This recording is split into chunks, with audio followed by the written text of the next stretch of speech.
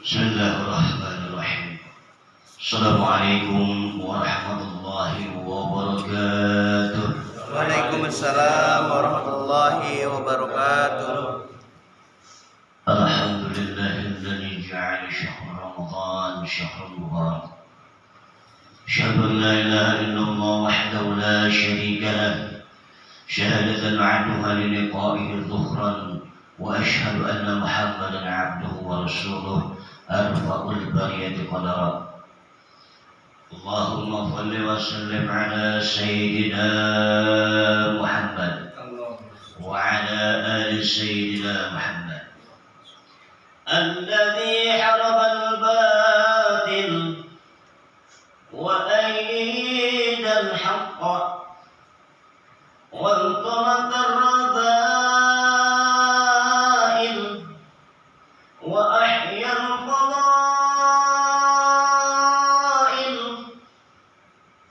wa tammama ma karim al-akhlaq wa hadana ila siratil mustaqim siratal ladzina an'ama Allahu 'alaihim minan nabiyyin wasiddiqin wasyuhada'i wassalihin. Amma ba'd. Dengan bismillah kita semua berdoa. Ar-Rahman Ar-Rahim, sifat pemberi, pengasih dan penyayang sepanjang hari kepada hamba-hambanya khairul bari. Salawat beserta salam kepada baginda Nabi Muhammad ibn Abdullah. Di mana bumi kita pijak, disitulah langit kita junjung. Di mana hamparan bumi ini yang luas kita injak, disitulah Allah Subhanahu wa ta'ala senantiasa kita sanjung-sanjung. Al-Mukarram yang saya cintai, sahabat saya Bapak Fahri Nurjaya Utama, dan para sahabat-sahabat sekalian jemaah musholah Al-Ihsan yang insyaallah kita semua dimuliakan Allah Subhanahu wa ta'ala. Amin. Alhamdulillah, pertemuan kita biqudratillah senantiasa ini semua kehendak Allah. Saya tidak berpikir akan bertemu di musholah ini dengan para saudara-saudara dan sahabat sekalian. Pada kesempatan kali ini, alhamdulillah, terima kasih banyak kepada sahabat saya yang sudah mempersilakan berkenannya sedikit kita berbagi. Pada kali ini saya akan membicarakan tentang mengenai wudu dan tata cara sholat. Dalam kitab Sirul Asrar pada bab wudu, wudu itu menjadi dua bagian. Di Fiqhul Wadih itu wudu diterangkan secara zahir.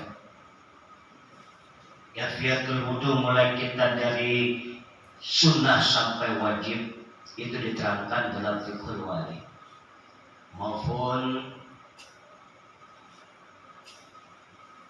fikih-fikih dasar itu menerangkan tentang wudu hanya sebatas sunnah dan wajib. Namun di kitab Sirul Asrar karya Syekh Abdul Qadir Az-Zailani mengenai bab wudu, wudu itu dibagi menjadi dua bagian, wudu zahir dan wudu batin. Nah, jika kita baru dengar ada wudu batin, kayak gimana tuh? Wudu yang biasa kita lakukan mencuci tangan, kumur-kumur, cuci hidung, cuci wajah, ini yang disebut dengan wudu zahir. Bagaimana dengan wudu batin? Wudu batin seperti ini.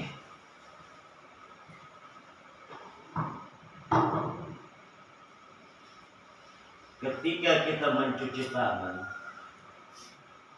kita bayangkan berapa banyak dosa yang dilakukan oleh telapak tangan kita. Mungkin telapak tangan ini pernah nunjuk-nunjuk orang itu sakit hati.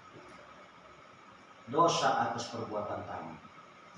Mungkin tangan ini pernah menyakiti saudara kita, teman, sahabat, atau bahkan anak istri kita.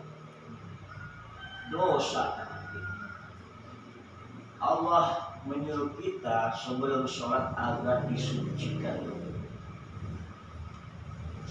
atas perbuatan dosa-dosa yang dilakukan oleh tangan.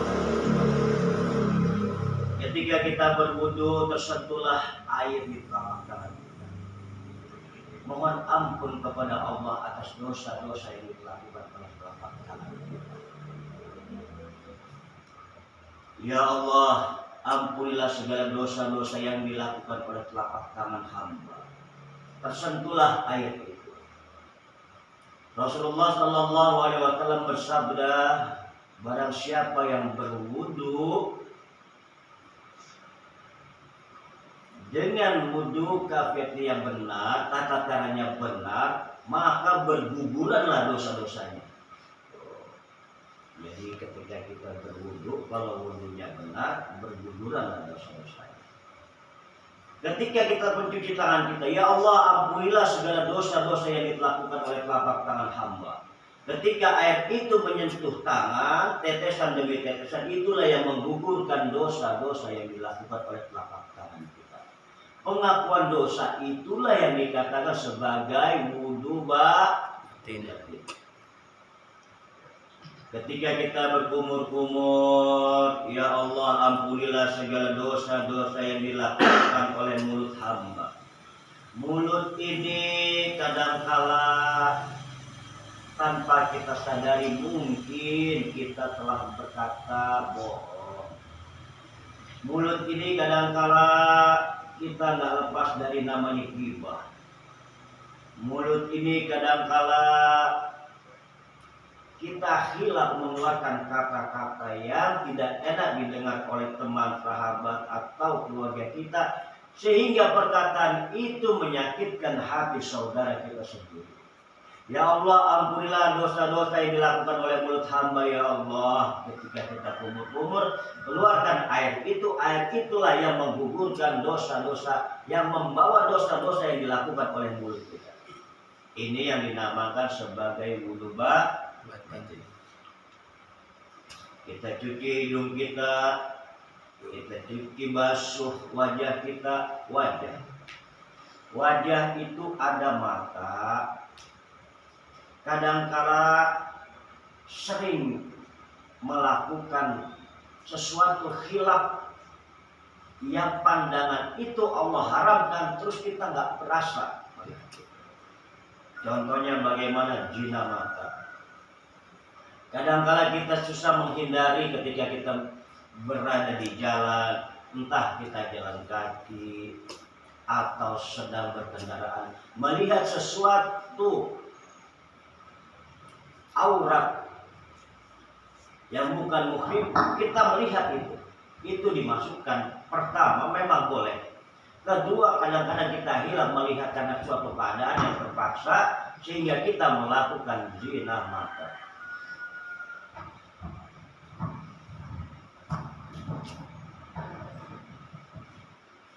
Perbuatan-perbuatan maksiat yang dilakukan oleh wajah ketika kita berwudu, mohon ampun kepada Allah. Ya Allah ampunilah segala dosa-dosa yang dilakukan oleh wajah hamba. Tetesan demi tetesan yang jatuh di wajah kita, itulah yang menggugurkan dosa-dosa kita. Ini yang dikatakan sebagai wudu batin. Mencuci kedua tangan kita, mungkin tangan kita bermaksiat, mengambil barang yang bukan hak milik kita, mohon ampun kepada Allah. Ya Allah, ampunilah segala dosa-dosa yang dilakukan oleh telapak tangan hamba. jatuh tetesan air itu dari tangan-tangan kita, itulah yang menggugurkan dosa-dosa yang dilakukan oleh telapak tangan kita. Rambut kita basuh. Oleh karenanya ketika kita menyentuh berwudu pada bagian rambut ini diusahakan disunahkan itu semuanya kena giran untuk membasahi otak yang ada di kepala kita. Otak merupakan salah satu senter berpikir. Mungkin pernah otak kita berpikir kotor, berpikir yang negatif thinking. Itu merupakan dosa yang dilakukan oleh otak. Mohon ampun ya Allah atas dosa yang dilakukan oleh kepala hamba ya Allah.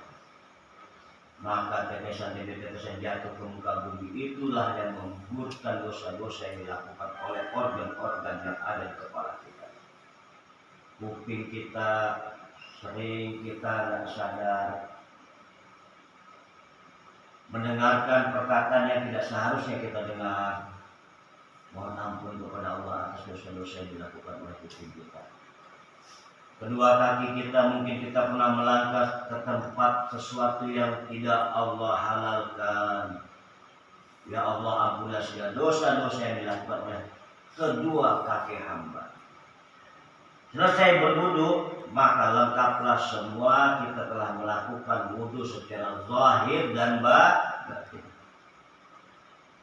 Allah berkehendak ketika seorang hamba yang melakukan salat agar ia itu suci secara lahir dan batin.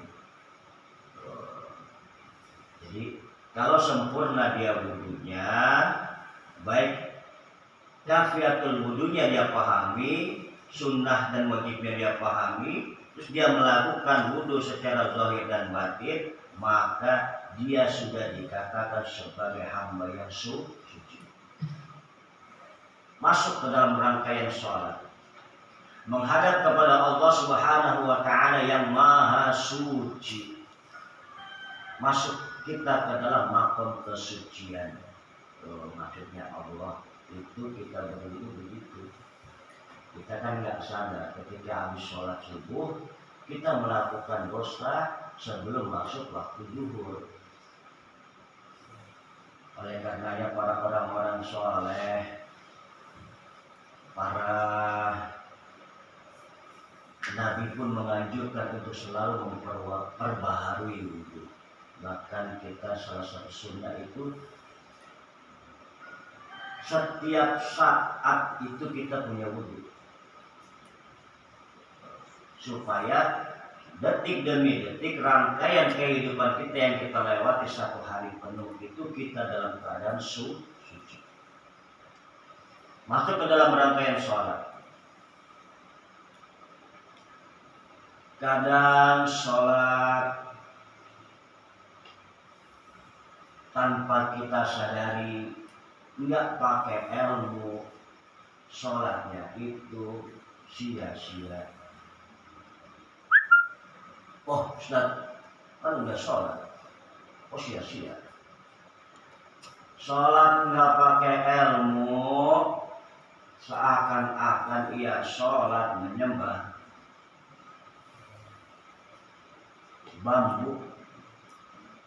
bambunya ada, dalamnya kosong. Sholat nggak pakai ilmu sama Allah, sholatnya itu ketika Allah tanya bagaimana sholat kamu, ini sholat saya sama Allah, sholat itu dibuang-buang, dibuang lagi. Dalam surat Al-Mu'minun, qad aflahal mu'minun, beruntunglah orang-orang mukmin itu. Ya Allah, orang mukmin mana yang beruntung? Alladzina hum fi salatihim khashi'un.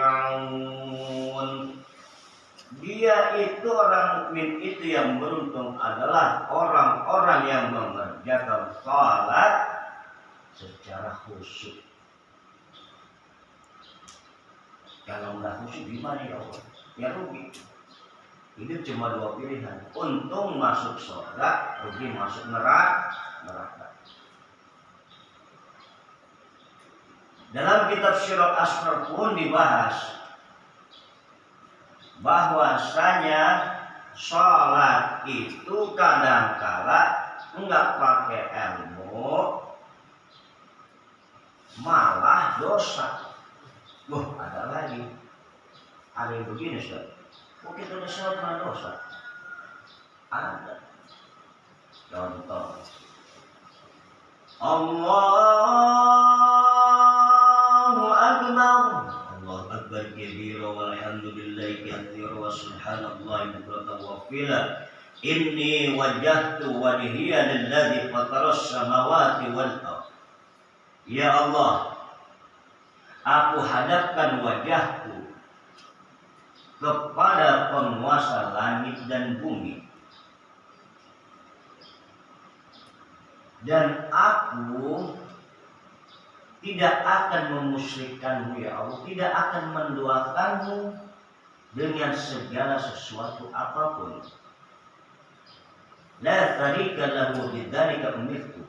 Ya Allah, aku tidak akan menduakanmu, aku tidak akan menyekutukanmu. Ini perjanjian kita ketika sholat dalam takbiratul ihram. Namun Allah puji di dalam sholat itu dikasih perlintasan, terlihat dalam pikiran benak kita. Oh iya, ada gambaran handphone. Lantas kita berpikir, oh iya, handphone saya di mana ya? Lagi sholat, padahal baru mengucapkan perjanjian kepada Allah. Ya Allah, saya tidak akan menyekutukanmu dengan segala apapun, dengan sesuatu apapun. Allah itu pasti akan menguji. Jangankan kita, nabinya ada kekasihnya diuji ketika melakukan sesuatu baiat. Ya Allah, aku tidak akan menyekutukanmu ya Allah. Kata yang benar. Dikasih perlintasan tentang gambaran keluarga. Oh iya, anak-anak sudah makan belum ya? Oh iya, tadi dompet di mana ya? Padahal lagi sholat, sebelum sholat mah nggak kepikiran, nggak ada pikiran apa-apa. Benar apa benar? Benar. Ya gitu kita lagi belum sholat ini, nggak ada pikiran apa-apa. Taunya mau sholat aja. Begitu sholat maka pikiran kemana-mana. Itu Allah uji. Perlintasan dunia ketika kita sholat itu ujian. Gitu. Allah tes apa benar kamu tidak menyekutukanku. Terus kita terlena, malah mikirin lagi sholat, mikirin handphone, mikirin yang lain-lain. Ini namanya syirik khafi. Lagi sholat kita berbuat syirik.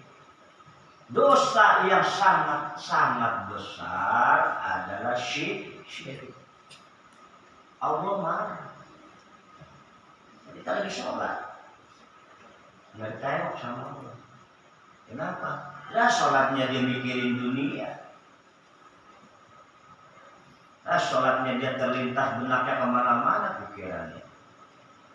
Allah nggak lihat sholat. Kenapa sholatnya syirik? Menduakan Allah. Saya beri logika dan analisa. Ayahanda pulang ke rumah, ketemu dengan istri. Kebetulan istri juga baru pulang kerja. Ayah pulang sholat dari mushola. Habis sholat zuhur, istri pulang dari kantor, ketemu di dalam rumah. Papa, dipeluk ayahanda sama istri. Dipeluk sama ayah. Tapi istrinya itu ketika memeluk ayahanda, pikirannya bukan ayahanda, cowok lain. Kalau ayahanda tahu sakit hati kan? Dipeluk sama istri, yang ada di pikiran bukan suami, tapi laki-laki lain. Sakit hati nggak? Sakit hati banget. Itu namanya selingkuh. Jelas-jelas otaknya lagi selingkuh. Kita tahu aja marah. Bagaimana Allah? Itu namanya ketika kita sholat, kita melakukan kesyirikan dalam sholat itu namanya perselingkuhan antara seorang hamba dan Tuhan. Kita aja diselingkuhin sakit hati, gimana Allah? Salah kita nanti. Apalagi kalau dalam bab al-hikam, kejam lagi bacanya al-hikam. Orang yang sholat niatnya bukan karena Allah, dia itu bagaikan menyembah sebatang bambu. Bambunya ada, dalamnya kosong. Ali kan lebih kejam lagi. Belum lagi bahasa-bahasanya Ihya Ulumuddin karya Imam Ghazali. Syirul Asrar ini bahasanya halus tapi nyindir. Contoh lagi, kita lagi galau, hati lagi sedih, sholat kepengen sholatnya itu dapat menyelesaikan masalah. Nyata benar nggak? Nggak benar. Di mana-mana sholat itu niatnya karena Allah. Innamal a'malu binniyat. Segala sesuatu itu tergantung pada niat. Sholat niatnya itu supaya dapat merubah kehidupan, salah. Berarti niatnya untuk merubah kehidupan, bukan untuk Allah. Ketika sholat kan ada niat sholat. Usalli fardhu subhi rakataini mustaqbilal qiblat bi adaan billahi ta'ala. Bukan lillahi merubah kehidupan.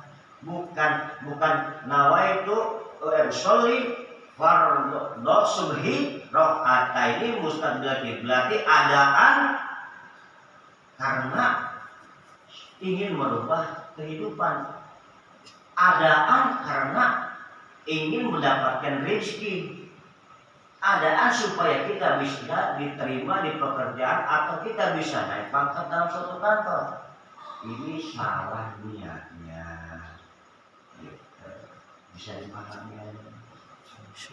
Jadi yang pertama dalam ketika kita sholat, benerin dulu niatnya karena Allah. Masalah sholat itu bisa mendapatkan rezeki, bisa mengangkat kesusahan, itu proses. Wa may yattaqillaha yaj'al lahu makhrajan wa yarzuqhu min haitsu la yahtasib. Ini kunci daripada kunci kehidupan. Jadi ayat ini mengatakan kalau engkau bertakwa kepada Allah, takwa jalan apa? Jalankan perintah sholat itu. Karena sesungguhnya dalam menjalankan perintah sholat itu kita mendekatkan diri kepada ketakwaan. Kalau engkau takwa kepada Allah, wa yarzuqhu min haitsu la yahtasib, aku berikan engkau rezeki melalui jalan yang tidak disangka-sangka.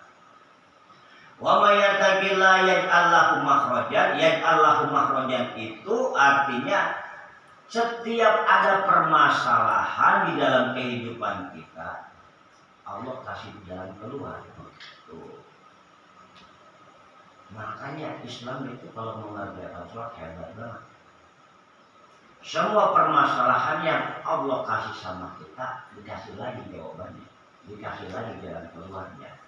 Hidup agak bahagia, hidup susah, itu ada jalan keluar. Min haitsu la yahtasib, tanpa dipikir-pikir sama kita, tanpa ada pikiran, wah ini jalan keluar, gak ada. Dia datang melalui syir, melalui jalan yang tidak disangka-sangka, melalui jalan rahasia Allah. Tiba-tiba ada aja di jalan keluar. Salat, kembali kepada tatanan salat. Ketika kita menghadap Allah dalam salat itu, yang mesti kita pahami adalah arti dari bacaan salat itu sendiri. Salat adalah merupakan komunikasi antara seorang hamba dan Tuhan. Perintah salat pun ini ketika diperintahkan salat kepada kita itu langsung kepada baginda Nabi Muhammad SAW. Al-Quran turun melalui wahyu.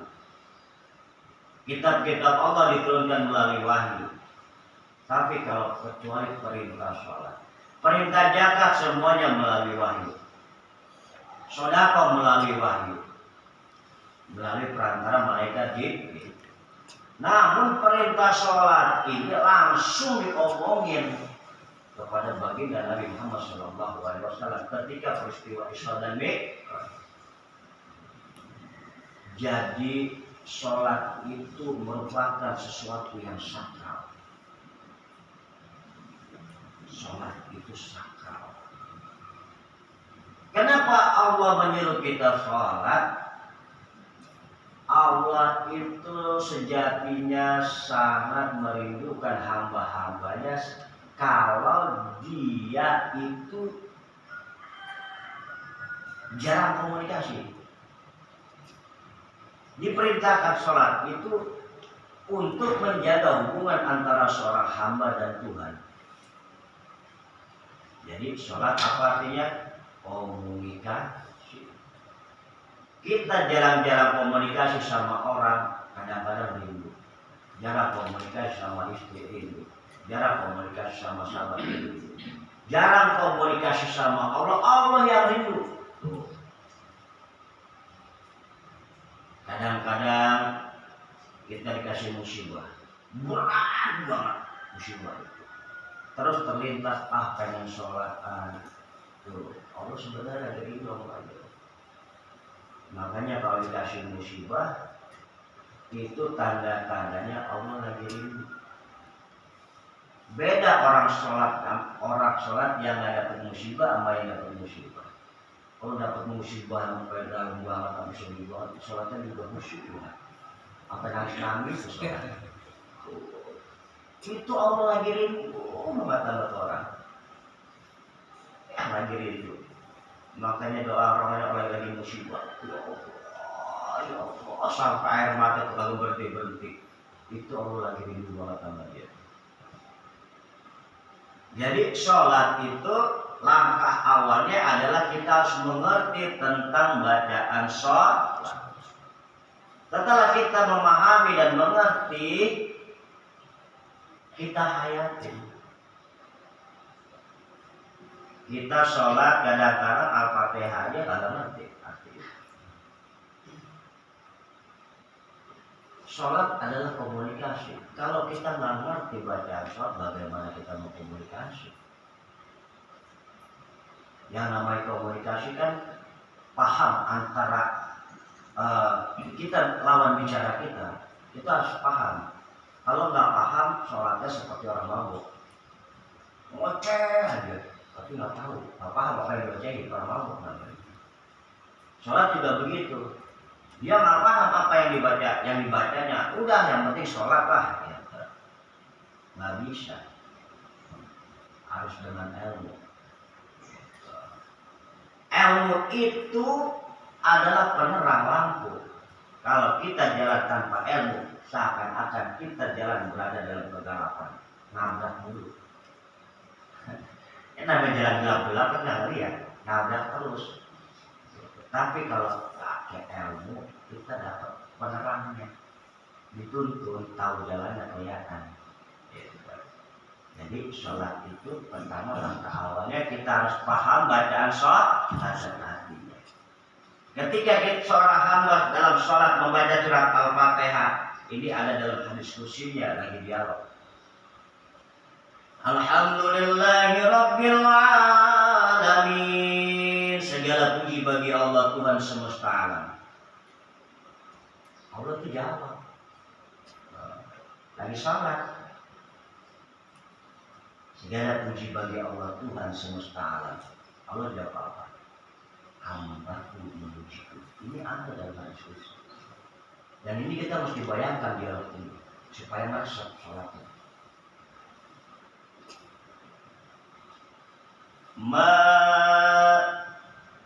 Alhamdulillahirabbil alamin arrahmanir rahim yang maha pengasih lagi maha penyayang. Lantas Allah jawab apa? Hambaku menyanjungku. Maliki yaumiddin, yang menguasai hari pembalasan. Hambaku menyanjungku. Ini dialog nih antara seorang hamba lagi sholat. Ihdinas siratal mustaqim, tunjukilah aku jalan yang lurus ya Allah. Itu semua nanti untuk hambaku. Apa sih yang kau minta? Ihdinas siratal mustaqim, tunjukilah kami jalan yang lurus ya Allah. Jalan orang-orang yang engkau ridhoi, bukan jalan orang-orang yang engkau susah. Itu semua untukmu wahai hamba. Ini dialog. Hadisnya hadis sahih. Kenapa Rasulullah Shallallahu Alaihi Wasallam ketika rukuk selalu agak lama ini? Saya kasih contoh ya. Ini ngomong-ngomong, ini mau kita ngomong aja ya. Sampai jam berapa sekarang? Bentar lagi ya. Ya, maaf ya. Ini penting ini Pak ya. Masalahnya sholat ya. Saya kasih tahu ya Pak. Ini penting sholat. Ketika kita ditanya sama Allah, kita intinya sholat dulu. Kalau sholatnya kita nggak benar, sholatnya nggak benar. Tapi kalau sholatnya benar, sama Allah langsung urusan di belakang nggak benar, dibenar-benarin sama Allah. Cuma kunci kehidupan kita. Kenapa? Saya tanya, Rasulullah kalau ruku ayat. Kenapa kalau Rasulullah itu kalau ruku ramah-ramah? Seorang hamba kalau rukunya khusyuk, konsentrasi. Ya. Ini di sini berdiri ada hawa dingin. Simulasinya begini, contohnya begini. Ini hamba dari surat kemarin. Sama Allah ini. Oh, ini mah contoh doang.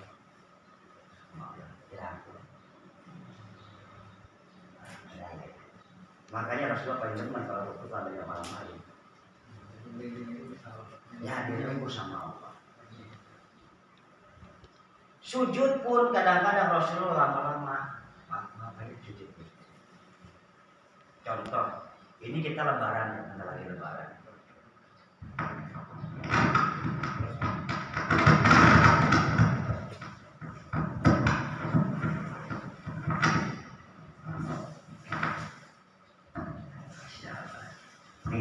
Maaf ya sujudnya.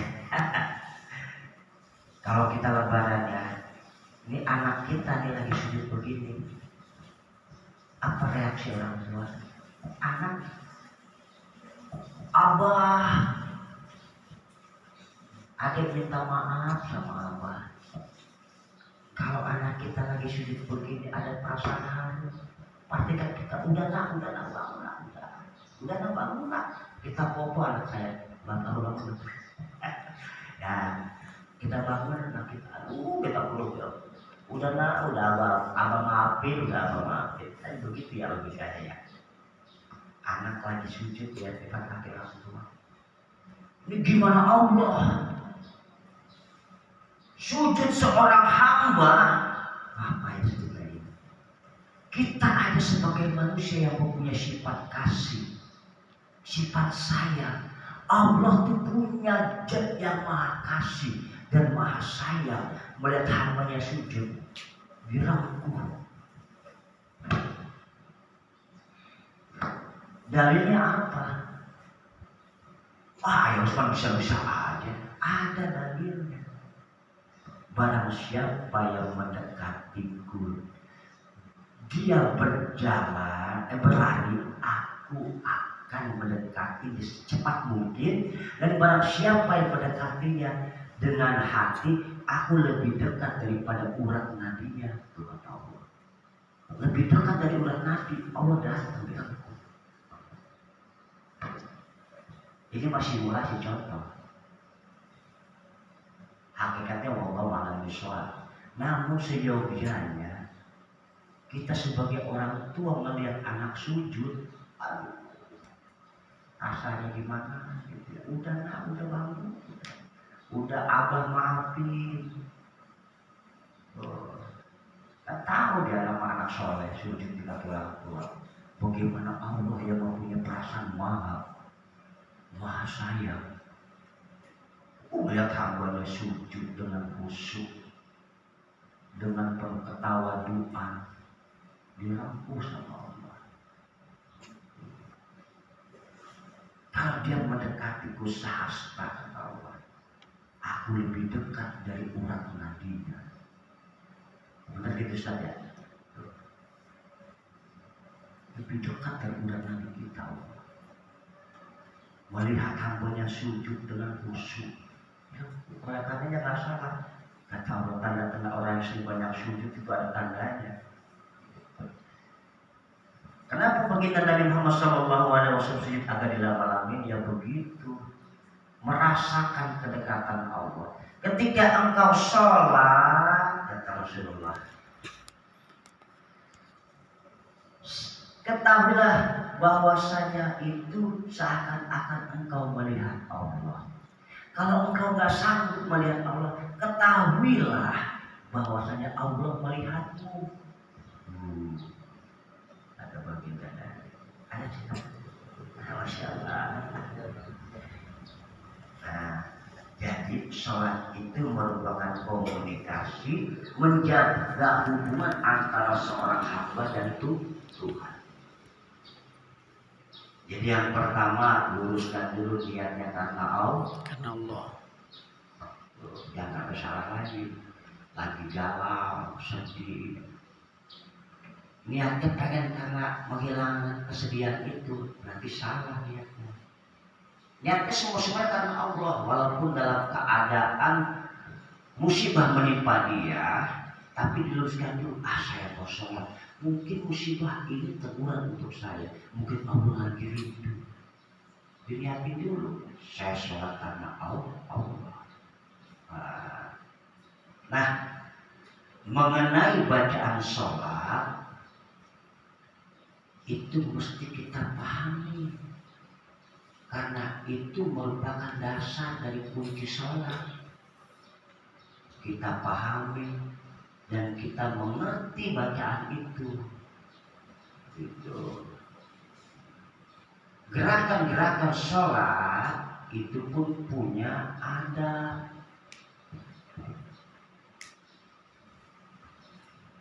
Ini saya mau sholat menghadap Allah. Aduh, sejadah saya miring pakai kaki. Mau menghadap Allah kan, kita kaki sopan kan? Kadang-kadang kan nggak boleh di sejadah, pakai kaki gitu kan tadi. Nah, tempat sujud Allah kita Pak, maaf nih Lebaran kita ngadep nih anak orang tua. Udah datangnya, Abah, maafin ya, adek Pak, datang tapi muka ngeliatin bapaknya. ada sesuatu yang jatuh di bawah, pakai kaki di sini. Kita berdegar ngeliatin anaknya, mau minta maaf, tapi sombong, akhlaknya nggak ada. Kita sebagai orang tua melihat anak mau minta maaf, gelagatnya begitu, sebel bener, dia anak yang kurang ajar. Kan begitu logikanya. Bagaimana Allah melihat hambanya nggak ada adab mau menghadap. Yang pertama juga jaga adab, menghadap Allah jaga adab. Coba kita begitu mau masuk masjid, mau masuk musola. Dari luar kita sudah membayangkan mau menghadap Allah, ya pelan-pelan, penuh dengan ketawa kita. Yang kita mau menghadap Allah dan dia dari jauh. Wah, itu hamba jalan mau ke rumah. jalan dengan penuh ketawa doa, penuh rasa haus, takut apa? Takut dengan kemahakuasaan Allah, takut itu akan nanti, aduh kalau sholatku tidak diterima, aduh dosaku begitu banyak. Ada perasaan was-was dan takut kepada Allah. Jadi sehingga kita itu tawadu di hadapannya. Sama ketika kita menghadap gubernur atau bupati, ada perasaan kayaknya nggak enak ya, ada yang sama kayak tadi yang baju dari sopan atau apa gitu ya. Pasti kita menghadap ke bupati ngomong pun pelan-pelan dengan bahasa yang baik. Kita bisa menghadap bupati seperti itu. Kenapa dengan Allah kita biasa-biasa saja? Kadang-kadang ada orang yang sholat tapi nyepelein Allah. Yang penting kita udah sholat. Pakaian kita biasa-biasa aja. Bahkan kita kadang-kadang ada najis yang nempel, kita cuek aja. Padahal menghadap yang Maha Kuasa. Jadi jagaan ada sholat, begitu masuk masjid. Sejadahnya mencol, rapi ini kita lagi dilihatin sama Allah. Begitu sholat, tawadu wajah tunjukkan. Allahu Akbar. Anak kalau minta maaf orang tua tawadu, bangga banget, senang ya. Abah, saya minta maaf. Mungkin ada banyak salah selama ini. Maafin Abah. Dicium tangannya berdenang ketawa dengan. Kan kita bangga melihat anak begitu ya. Gimana Allah dalam sholat kita tawadu? Allah itu senang. Bangga, ini adalah hamba yang soleh. Penuh dengan ketawaduan, setiap gerakan kita hayati, kita nikmati. Gerakan mau saya cepat-cepat. Allahu Akbar. Kita bayangkan Allah ini lagi ngeliatin kita. Jangan pernah dites, diuji sama Allah, perlintasan di dalam otak kita. Terus perlintasan, oh iya ada anak, gambaran anak. Singkirkan pelan-pelan. Kembali lagi fokus bahwasanya Allah melihatin kita sambil konsentrasi pada bacaan sholat. Kalau kita konsentrasi dan ngerti bacaan sholat, kita fokus. Tapi kalau kita nggak paham bacaan sholat, udah kita bisa terlena. Kenapa? Tidak, otak ini tidak ada yang memfokuskan, tidak ada yang bisa berfokus. Kenapa? Bacaannya kita nggak ngerti, nggak paham. Yang jadi pertanyaannya begini, Ustaz, saya kan baru belajar nih, belum paham.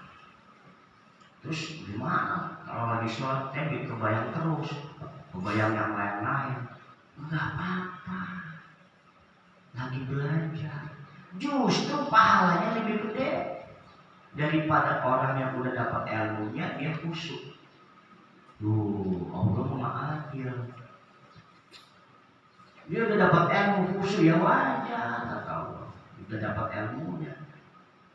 Nah ayah anda baru belajar. Wah, mencoba untuk fokus. Gagal fokus lagi, ingat lagi keadaan yang luar. Terus fokus lagi. Gagal lagi, ingat lagi dompet atau di mana, ingat lagi kunci motor. Itu mah biasa.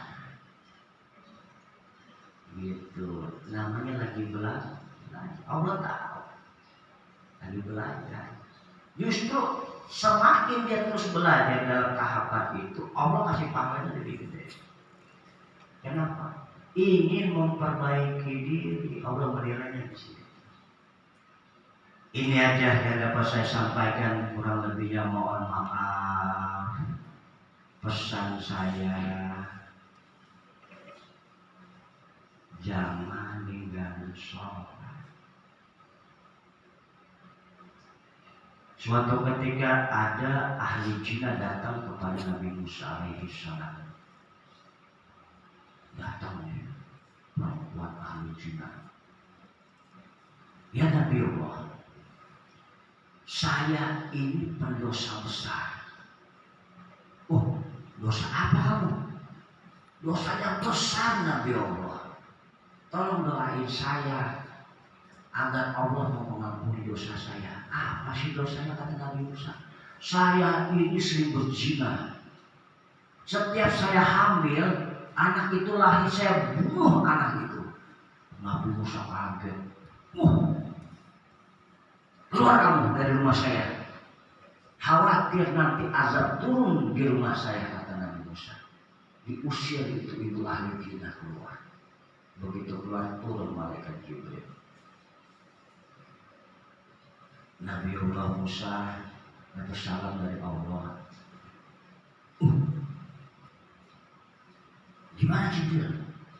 Katanya, Nabi Musa tahu nggak dosa yang paling besar? Apa itu? Dosa orang yang ninggalin sholat. Dipanggil lagi tuh, ya pikir ternyata dosa yang paling besar itu zina. Tadi bilang, panggil ibu itu karena Nabi Musa itu mempunyai kelebihan yang dikatakan sebagai kalamullah, orang yang bisa langsung bercakap-cakap dengan Allah. Didoain orang ahli jinnah itu dan Allah maafkan, dan itulah ternyata Nabi Musa mengetahui. Bahkan Nabi ketika mengetahui bahwasanya dosa yang teramat berat adalah sholat, meninggalkan sholat, dan amalan yang paling mulia di sisi Allah adalah sholat. Makanya Nabi Musa pada waktu berdoa sama Allah agar mau hidup bersama bareng-bareng Nabi Muhammad SAW. Karena kemuliaan di antara umat Nabi Muhammad itu diwajibkan. Ketika diwajibkan sholat turun di zaman Nabi Muhammad SAW. Kurang lebihnya mohon ada yang mau ditanyakan ayahanda tentang sholat. Nah, jadi tadi bab wudu saya ringkas. Wudu itu terbagi menjadi dua bagian, wudu zahir dan wudu batin. Rangkaian sholat yang pertama kita awali, dan langkah awal untuk menuju sholat khusyuk itu harus mengerti dan memahami bacaan sholat. Ini yang dapat saya sampaikan, kurang lebihnya mohon maaf. Wa in wajadtum minni khatrat wal ghalabat wa atlubu minkumul afwah. Assalamualaikum warahmatullahi wabarakatuh. Waalaikumsalam.